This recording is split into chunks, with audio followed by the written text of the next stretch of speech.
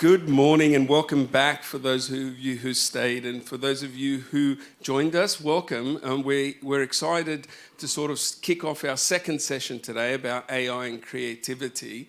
So just a little bit before we get going, just a short introduction for those of you who may not know DEPT. We are a technology and marketing company. So we have about 2,000 technologists and about 2,000 people evenly split in the areas of media and creativity. So what we try to do is build futures for our clients in the digital universe, and you'll start to see how we're doing that with creativity. But I'm super excited for this panel to get started because creativity and its impact on business is really important. There's been a lot of talk about creativity and AI killing creativity, but actually I think what we will start to see today is how creativity is actually being amplified by AI and the use cases coming out of that. And so I'm excited to introduce the panel in a little bit, but first, if we can just play a short little introduction video.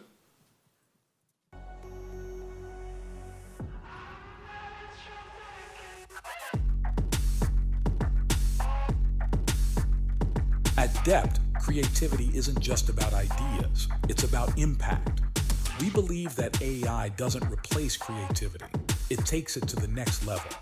From powering content at scale to helping brands create work that sticks, AI turns big ideas into meaningful results. We are DEPT. We create pioneering work that unlocks tomorrow's possibilities for today's most ambitious companies. We deliver technology and marketing services to clients across the globe, and we're redefining what creativity looks like in the age of AI. Let's dive into how AI is rewriting the creative playbook and shaping what's next. Hello, I'm here. Hi.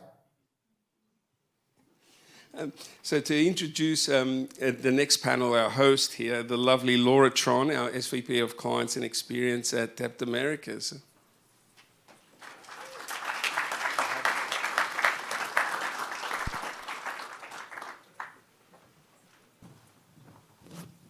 Good morning, everybody. As Andrew said, I'm Laura Tron, SVP of Clients at DEPT, and we are here for a panel on sort of how to rewrite the creative playbook, how AI is sort of enhancing and changing our world when it comes to creativity. So I think we've got a great panel here today. Before we get into it, AI is definitely changing this creative landscape and the world that we're living in. It's doing so at a rapid clip. And instead of sort of how it's taking things and replacing the human element, we wanted to cover a bit of how we can use it as an enhancer, an accelerant, and a democratizer in terms of opening doors to our personalization, what we're doing in terms of scalability, and also sort of new ways of working as we develop creative work. And I think it's also important to note that when we start putting AI and creativity together, we want to make sure that we're staying authentic to what we are in terms of our true selves and the way that our brands show up in the world. So, the real opportunity ends up living with our data. I think it lives with our voice and also our humanity at the end of the day. So we've got a great set of panelists here. I will let everybody introduce themselves and then we'll dig in. Thanks, Laura. Hi, everyone. My name is Sarah Sutton, and I am Global Media and Brand Partnerships Director at Oatly, the original oat milk brand. Hi, I'm Luke Welch. I'm on the digital innovation team at Adidas, based in Amsterdam, and our team is tasked with driving consumer and business impact through transformational innovation, so 3 to 5 year out projects. Hi, everybody. My name is Jimmy Knowles. I'm the Global Head of Experiential Marketing at Canva. Hi, everyone. I'm Michelle Taite. I'm the Chief Marketing Officer of Mailchimp at Intuit.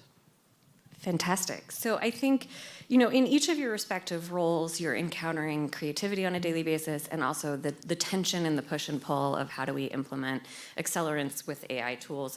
As you think about how that's changing storytelling, what are sort of the possibilities and exciting parts that you're looking forward to in the next year? I love the word possibility in this because I think in the simplest form, I'm just excited by the possibility of what this can bring. The possibility for a company like Oatly is the fact that we are still a small company. So it opens up the possibility of us being able to create much more content and much more content at pace without a loss to any of the quality or the authenticity that we've been used to. So yeah, I'm excited about the possibilities of that really and where that can take us. Yeah.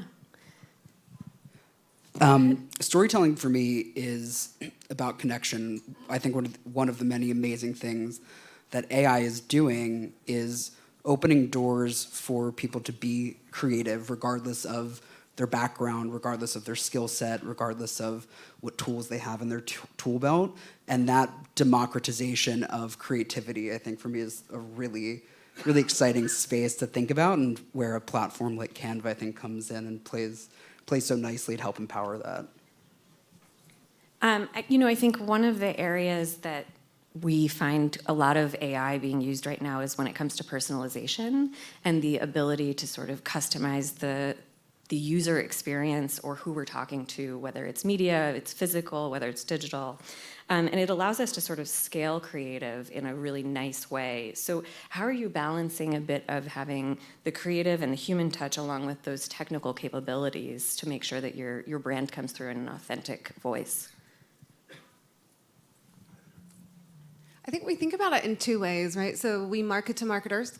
And so on the one hand, we think about just enabling them with the tools to personalize or hyper-personalize. And that takes two forms. One is the predictive analytics that you really need. Today, you might be a marketer, but you really need to be an analyst, because you can talk about always on marketing, but really it's always on data right now. And if you take advantage of that data in real time, that's when you have the competitive edge.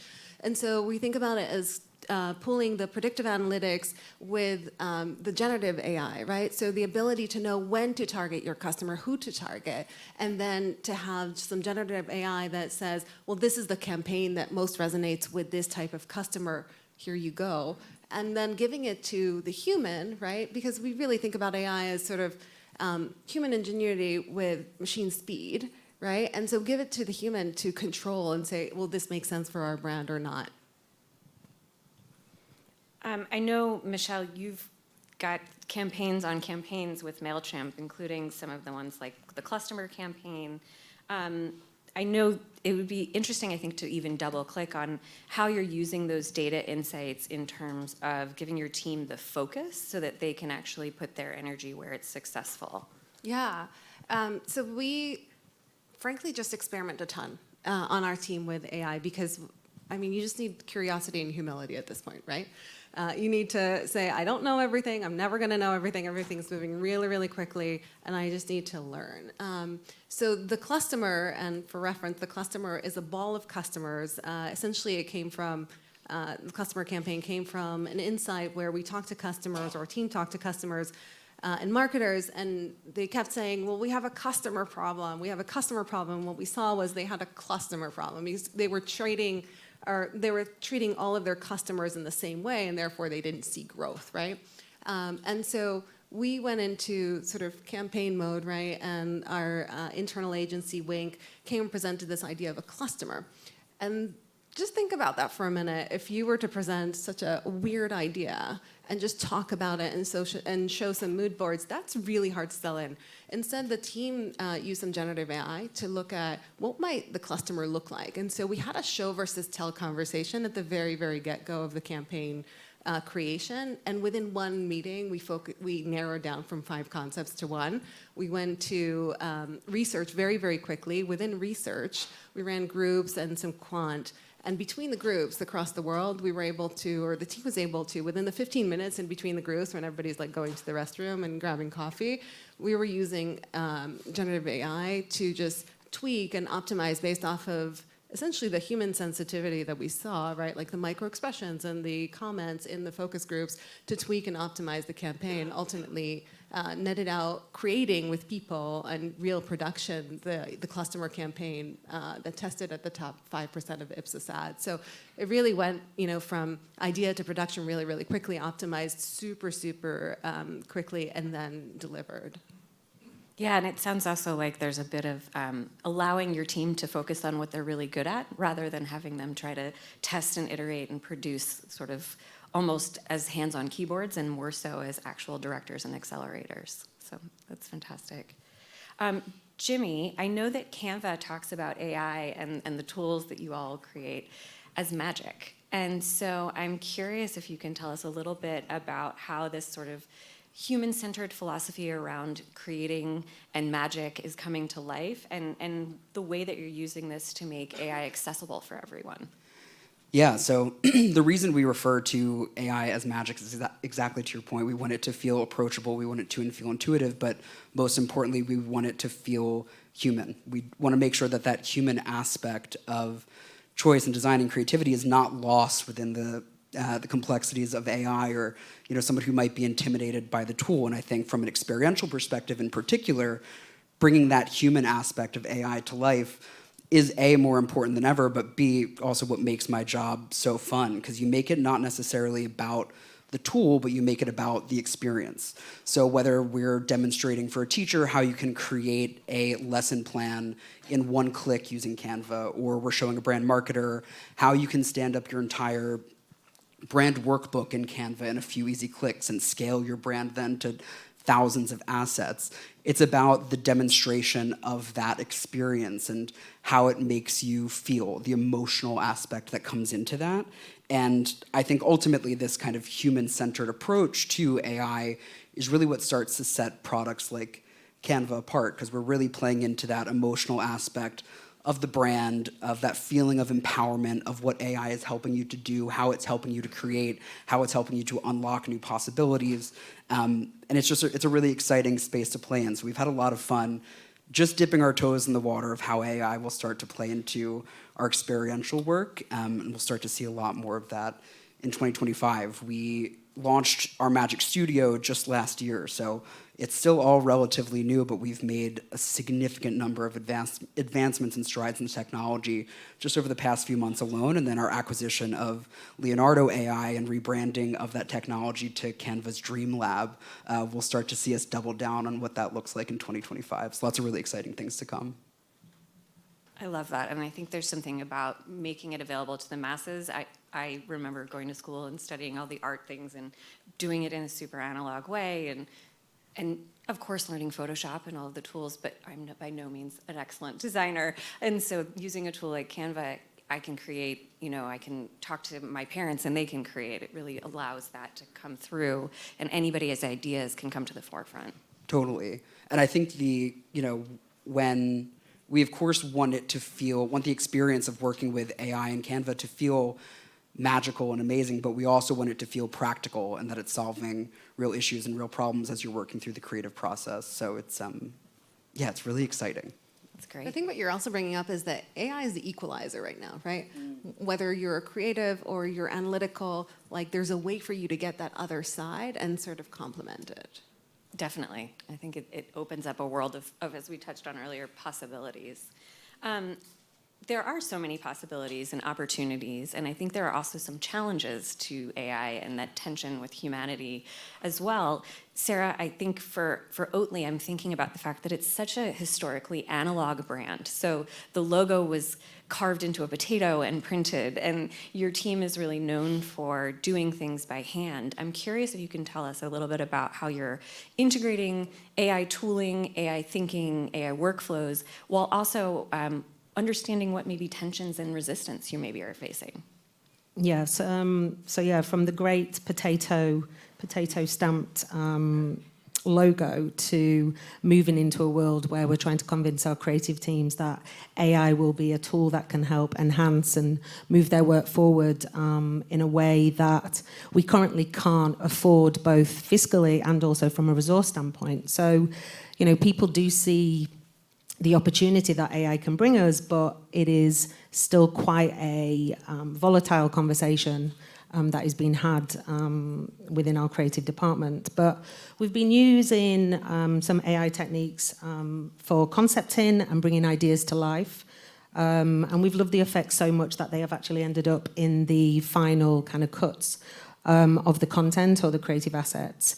But the big factor, as you say, has always been largely down to how do we maintain that human touch that has always been such a big part of the Oatly brand.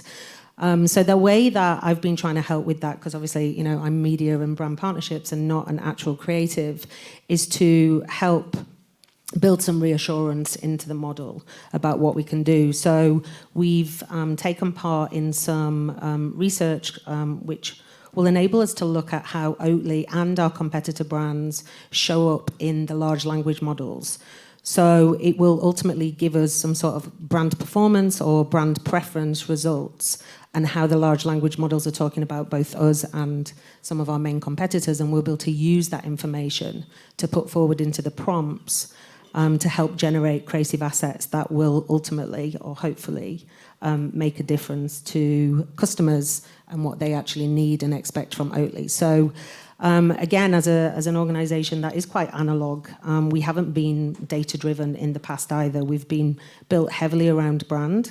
So actually bringing in more data and more analytics to actually feed the creative engine is going to be an interesting way forward, not just from an AI perspective, but also from a data-led perspective as well. And I'm curious, what resistance maybe do you face, or is the team open to sort of adopting these new ways? Yeah, I mean, it's been pretty 50-50. I know when I first brought the share of model research to the table, there was a lot of questions about what are large language models, so we had to go right back to basics on things and explain how people, or brands in particular in the past, we'd always looked at share of voice as a reference of like share a market.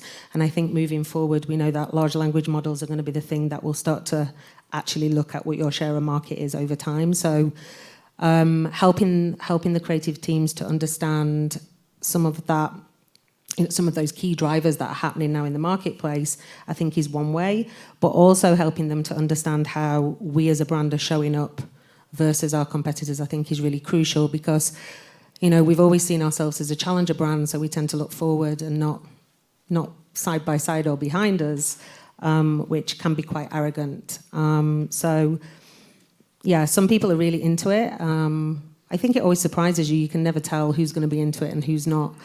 I think, yeah, the teams will surprise you, but I think if we all just hold hands together on these things, then it'll get to the greater good. And at the end of the day, as I've said to them, the research is one part, the inputs and the prompts is the other part, which I think the creative team get really excited about.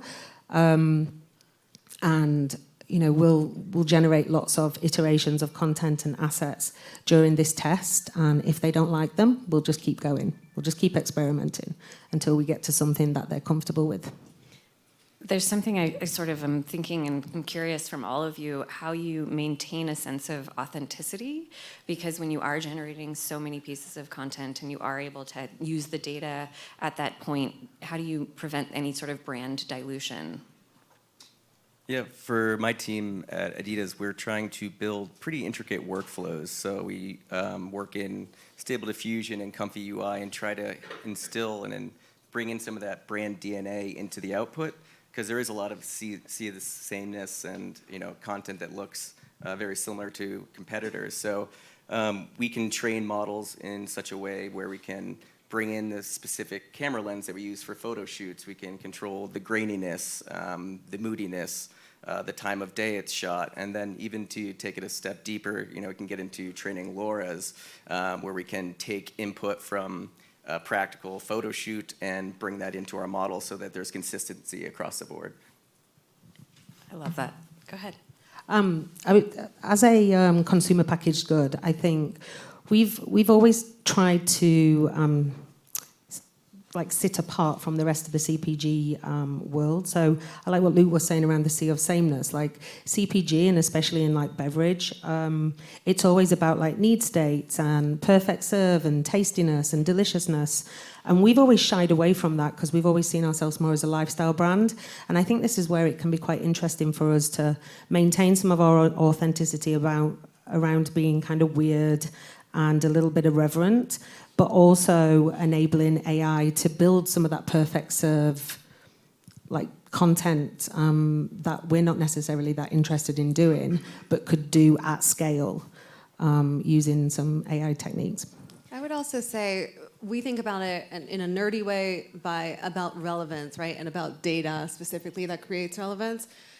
So we sit on the Intuit platform. The Intuit platform creates 65 billion machine learning predictions a day, right? That allows us to see about 500,000 attributes per business that we serve, 60,000 per consumer. And what that does is allow us to say to our customers, actually, you can personalize this based off of the market data, the pricing data that we see in your area. We can help you serve up revenue opportunities to say, well, you should target these customers with this product and be hyper-personalized. And I think when you get to that hyper-personalization that is truly relevant, that's kind of how we think about the differentiation.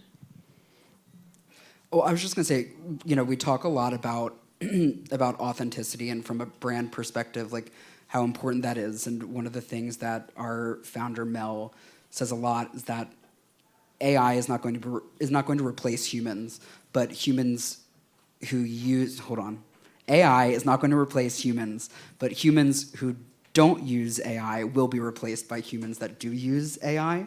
And it's also about looking at the work through this lens of authenticity and thinking about, how AI can help you deliver content faster and more efficiently, but it's the human touch that's going to ensure that it's meaningful, that it's aligned with who your brand is. So it's really about that partnership. It's not about human versus machine, but really what that looks like to work together, which I think is important to remember. How are you at your companies working to sort of ensure that there is that tie together? Is it through workflows? Is it sort of just leaning into the data primarily? What are the priorities as you're deciding the ways to integrate? For us, it's about our marketing teams living our brand and really knowing it inside out. So we are the expert absurdists, and we're a very bright yellow in a sea of blues and greens, right? But everybody knows what our assets look like. Everybody knows what they don't feel like. And then everybody is in the data, like everybody. Whether you're creative on the Wink team or you're on the lifecycle team, we all look at the business. We all understand the data. And I've taken one step further. We've moved from being sort of consumers of data across the business to designers of data, with the intent to be able to see, to really think about what are the triggers and where do we need to instrument the product so that we get insights that we can activate for our customers. It sounds like the role of human intuition then becomes super powered when you add that 100%. layer of the data. I know, Luke, you're dealing with Adidas with sort of consumer branded goods and a lot of content at scale and campaigns that maybe are entirely AI generated. How do you sort of lean into consumer trust when it comes to products and how you talk about and market your own product? Yeah, we try to move as quickly as possible. I think it's super important to move at speed and to test and learn, because I think what might not resonate with audiences a couple months ago or a couple weeks ago might be relevant today or tomorrow. Or if you wait too long to test something, the technology's evolved where the output is so much better. So we put a lot into user testing, and we also test in different markets, because as a global brand, something that in the EU might not be ready for data privacy reasons, might be a good grounds to pilot in South Korea. So we look at that and try to test in as many different places as possible and see what's resonating. I love that. How about the rest of you? Are there moments where you're thinking about building that consumer trust and the layer of understanding what's real and what isn't through what you're doing with the campaigns?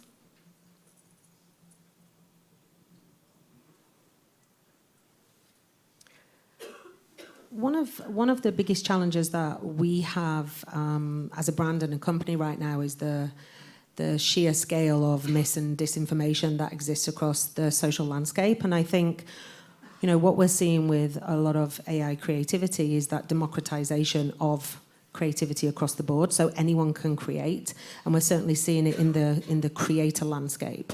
And that's great when it's used for good, but when it's used to misinform or direct people in a way that is much more negative and detrimental to a brand, that's quite problematic. So I think we're trying to find ways in which we can, I hate to use the word educate because it's not about educating creators, but because I think there's a wider industry problem around creators not being held to the same standards as brands when it comes to accurate information and fact-checking. So we're just trying to see if there are ways in which we could potentially use some of the AI models to help us create more content that can almost not close down, but counter a lot of the heavyweight of conversation that's happening. So can we use it to kind of flood the feeds with more positive content around the brand and more accurate content around the brand without trying to be too defensive, I suppose, ultimately?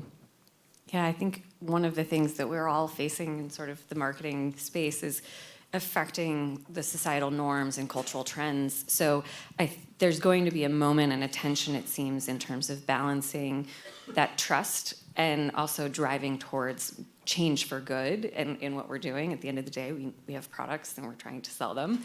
And I'm curious how you see the ability to use AI-generated tools or workflows to better those societal norms in the future. I think one thing that we're seeing with trust, we ran some research on the science of loyalty, and it showed a few things. One, consumers are just expecting, the vast majority of consumers are just expecting things to come to them, services, products. This personalization is not about just when I ask for it, but rather I'm not going to go out to the high street. It's going to come to me if it's relevant to me. And then the other insights that we saw were we as marketers love to tell ourselves that people buy our product because it's like 100% they trust and love my brand, right? The reality is about 47% buy based off of brand trust, and the equivalent buy based off of promotion. So think about that for a minute. It's like free shipping equals trust, right?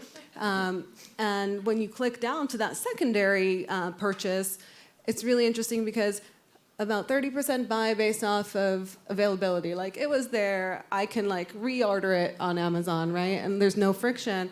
And then about 30% actually based off of rituals. So I think we've been starting to think about how do we help our customers dive into not just sell all the time, but how do you engage and how do you create more content that enables you and your product to be part of someone's life, right? That then creates a much frictionless experience when they go to purchase. Yeah. And that reminds me too of with our physical product accuracy is such a big thing.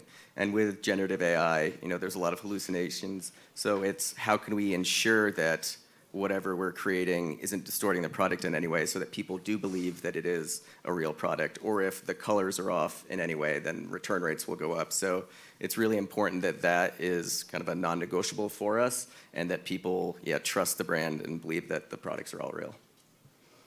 So I don't know how many of you have read Sam Altman's post that he put out the other day where he basically said AGI is coming in 2025, his reflection. And I think that's a really interesting provocation for us when we think about artificial general intelligence and the ability to actually steward creative, maybe alongside our own people. Are your companies thinking about how that might be a tension and an accelerant as well?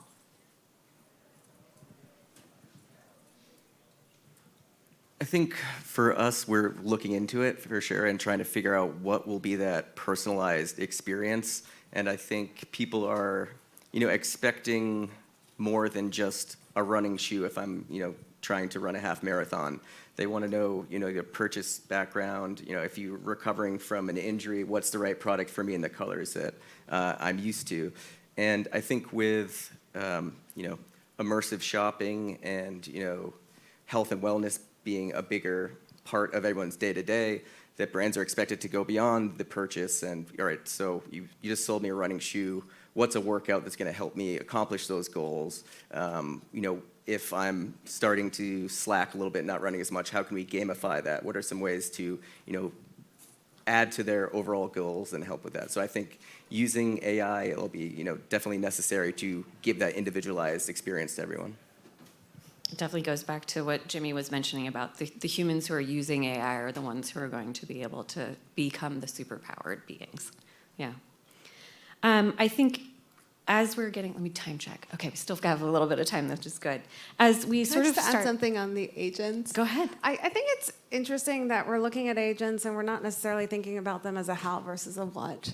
And when you think about them as a how versus a what, the stakes are higher with agents because when, at least the way that we think about done for me experiences, right, which is how I think about agents, they need to be flawless, those experiences. And so none of this sort of, let me start narrow and with a narrow offering that sort of, you can optimize and experiment through.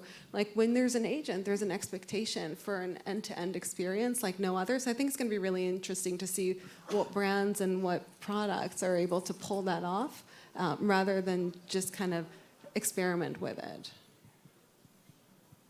I couldn't agree more. I think there's a bit of sort of how do we enable, and agents are, at the end of the day, nothing new.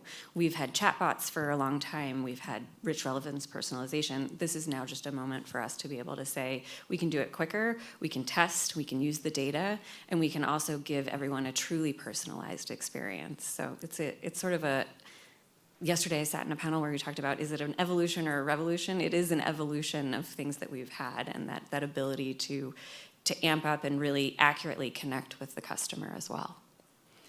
I'm curious, as we sort of look, it's moving so quickly, but let's say the next 5 years, from each of you, what are the ways that you're trying to implement another layer of AI into the creative process and the way you're evaluating campaigns?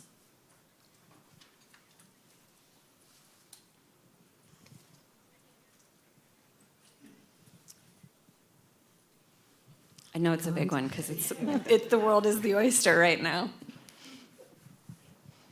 Yeah, I think just going back to what I was saying previously of like how can we help the customer beyond purchase to help them with their goals, and yeah, whether that's workout regimen, hooking them up with their community for like-minded interests, just kind of going beyond that point of sale. But I mean, with multimodality and just generative AI becoming so prevalent and popular and more mainstream, I think it really opens up the options for what you can do creatively, and definitely getting localization and just personal experiences out there. I don't want to take this off at a tangent, so Laura, pull me back if that happens. I mean, we did start this conversation with me saying Oatly is famously analog. So when we start to talk about like analytics and looking at campaign wrap-ups, I go silent. But one of the areas that we are looking at is, obviously kind of really driving our TikTok forward, not just for the focus on, the infamous Gen Z, but also, because the way we've always looked at social media, especially from a paid perspective, is to look at the targeting. And we're increasingly seeing that targeting is no longer a thing across these social platforms. And actually, if you stay broad, then the way the algorithms are working is it's all born out of the content and the subject matter of that content and how it appeals to people. And what we're seeing is that there are hundreds of different cohorts that exist in that space.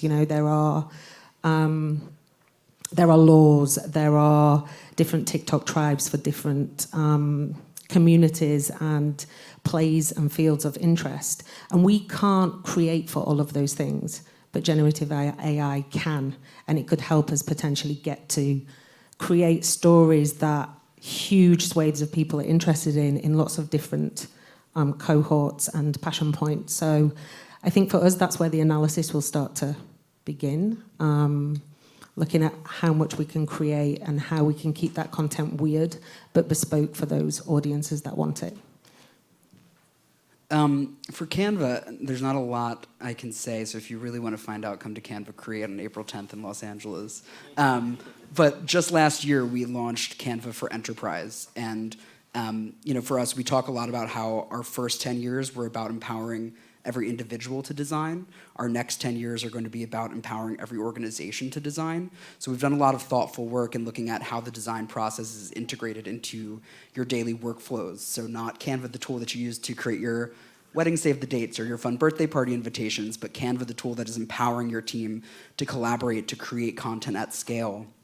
And I think what's really exciting for us is looking at how AI can be integrated into every step of the workflow, from production to brainstorm to planning to scaling the content across all of the assets that marketers use across the marketing organization, but also sales, HR, how everybody needs to communicate visually. So we're really doubling down on emphasizing the importance of a tool like Canva in the workplace to help you scale the content, to help empower everyone to be creative, and a lot of really fun stuff coming in the AI space. So April 10th, be on the lookout. For us, we're in 190 countries. About half of our business is outside of the U.S., and so we use it a lot to create variations and translations.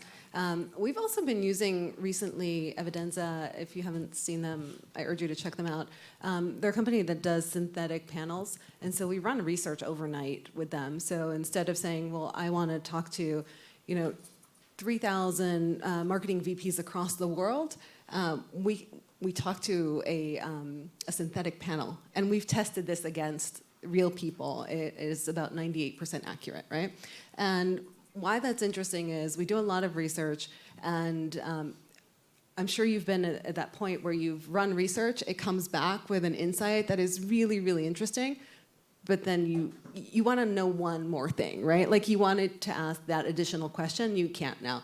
But with the synthetic panel, you just go back and ask, right? Like in 10 minutes. And so that's been really impactful in terms of just helping unlock a lot of the insights for us. I know with using a lot of the AI tools and dealing with our consumers, the first-party data becomes so important. Are you also using that as to how you're feeding and creating the synthetic panels? Within our first-party data? No, we're not using our first-party data that way. We're really thoughtful around how we use our data in terms of compliance and want to make sure that that's separate. That's great. I will just check and see if we have any questions in the room. We're coming up on time. If not, we've got a couple more. Okay. Oh, there's one in the back, it seems. Hello. You said something about training your AI models for camera lenses and like product accuracy. Can you talk a little bit about that process and how that comes back out? I'll see what I can say about it right now. It's just there are certain components within the workflows that you can adapt for personalization or to have your look and feel. We also try to use our e-com photography as an overlay and kind of use some masking techniques. This is still kind of R&D process, so nothing out there yet. But yeah, I think that's all I can really say about that right now. Sorry. There's one just up here as well. I can repeat the question if you'd like. Oh, thank you, Kristen. As you modify your workflows, how do you, or do your respective organizations ever get into conversations around intellectual property and where that's going over the long horizon? And does it even exist anymore? So the question was around intellectual property, and does that even exist? How do you maintain that brand authenticity? Yeah, we do everything offline where we're not taking in anything that's not, within our legal right to use with the programs that are on there. So there are definitely tools that we will not use because they steal people's IP. So we work really closely with our legal teams, keep them along. But we're also in the phase of testing to see what the creative output will be before publishing it out to the public for certain elements. But yeah, we try to look at all the legalese and ensure that everything's compliant and for commercial use. Yeah, we've not so much from our own creativity in our own creative team, but when we've worked with social media creators, we've had a few comments from our community, from some of the work that creators has made for us, where there's been chat about these creators have stolen some intellectual property from other artists and other creators.